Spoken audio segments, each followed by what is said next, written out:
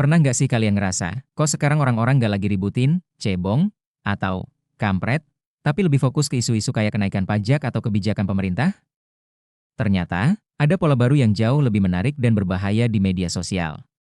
Pola ini bisa menggoyahkan agenda pemerintahan. Loh, penasaran? Nah, kebetulan saya baru aja nemu video wawancara yang bahas tuntas soal fenomena ini. Analisisnya tajam banget, dan saya yakin ini bakal jadi konten yang membuka wawasan kita semua. Daripada berlama-lama, kita tonton dulu yuk cuplikan segmennya.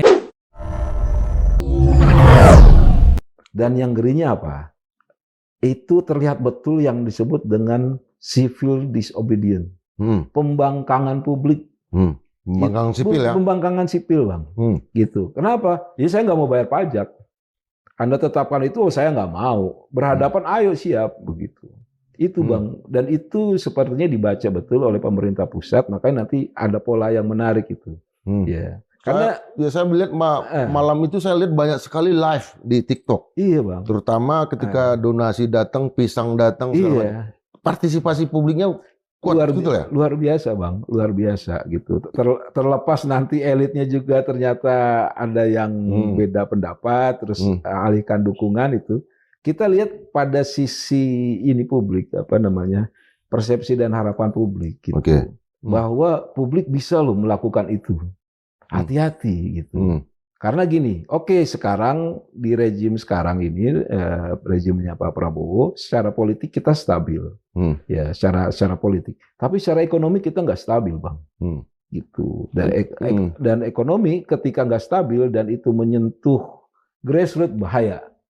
Begitu, Bang. Bahaya. Jadi ada titik ledak nih.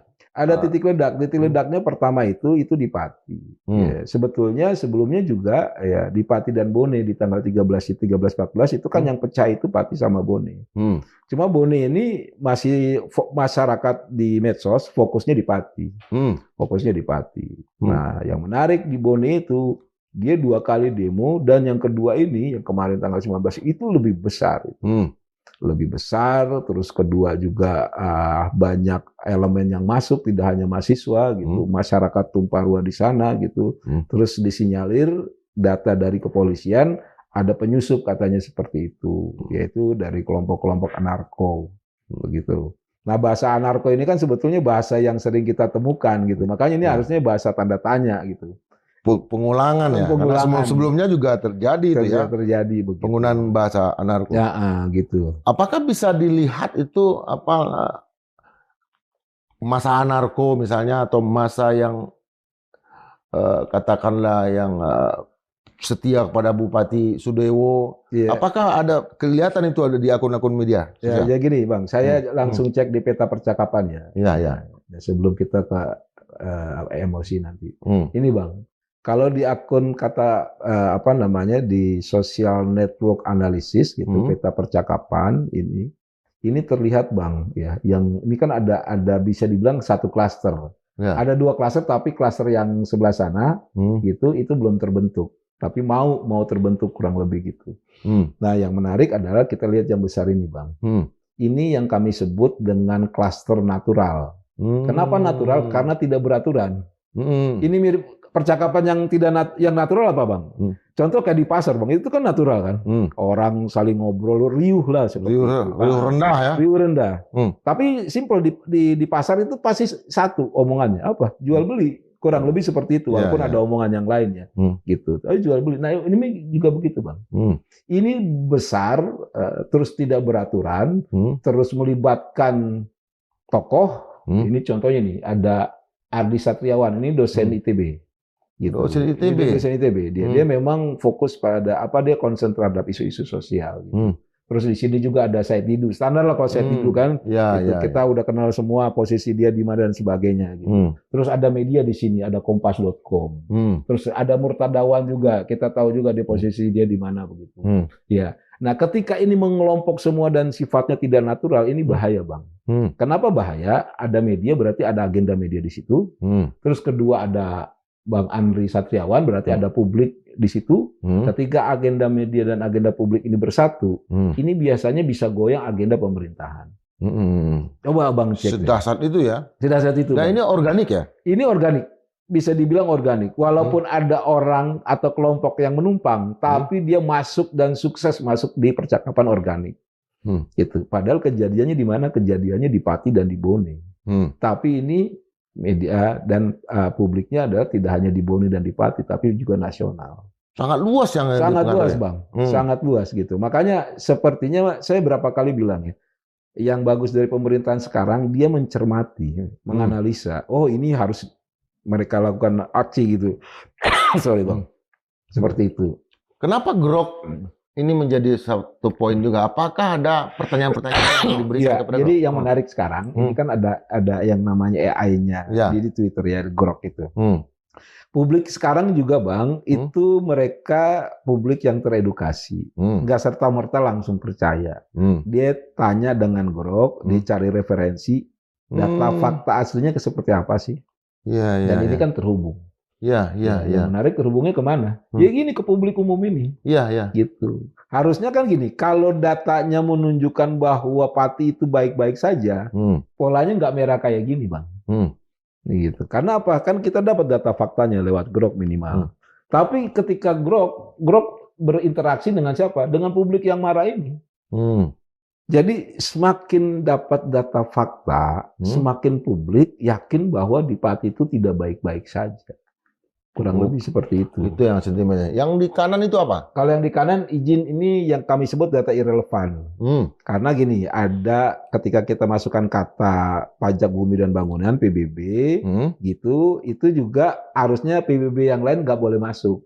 Nah ini terkait, ini kan akun dari luar nih. Gitu ya. Partai Bulan Bintang misalnya. PBB. Partai Bulan Bintang ini kebetulan PBB Gaza terkait dengan Gaza. PBB Gaza. Gitu. Ini harusnya saya klik irrelevan biar dia nggak muncul. Gitu. Tapi ini kan data hari ini, Bang, sampai hari ini. Gitu. Jadi dari tanggal 1 Agustus sampai hari ini saya ambil tadi pagi. Tadi pagi ini. Tadi pagi. Makanya mohon maaf agak telat, Bang. Biar buat Madilog saya kasih yang masih panas-panas gitu, Bang. Terima kasih. Nah, apa arti dari yang merah, hijau dan biru ini? Apa? Jadi kan gini, ini kalau garisnya gitu, social networknya. Jadi kalau Abang lihat semakin tebal garisnya, artinya interaksinya semakin sering. Gitu. Ya, kalau saya misalkan Abang kan anak medsos juga nih. Abang nih anak kolonial tapi psikografinya Abang anak kolonial tapi psikografisnya milenial masalahnya. Suka berinteraksi juga. Kalau Abang cuit gitu, terus saya retweet, tarik akun Abang sama akun saya ketarik.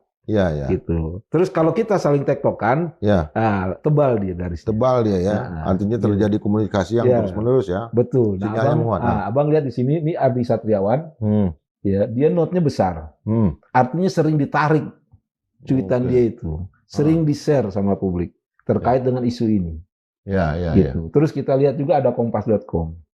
Kompas.com artinya apa? Berarti ada postingan artikel dia yang diambil oleh media, oleh publik untuk menyebarkan peristiwa terkait dengan PBB P2 ini.